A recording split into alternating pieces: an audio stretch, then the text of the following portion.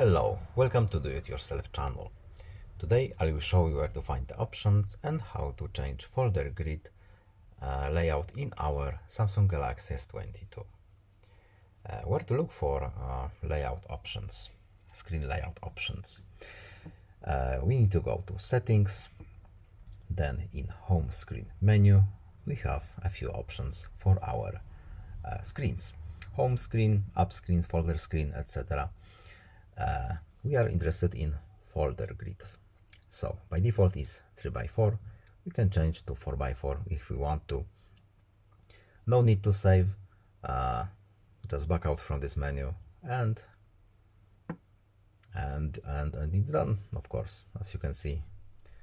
That's all. I hope this video was helpful to you. Please leave a like and subscribe. Have a nice day and see you in the next video. Goodbye.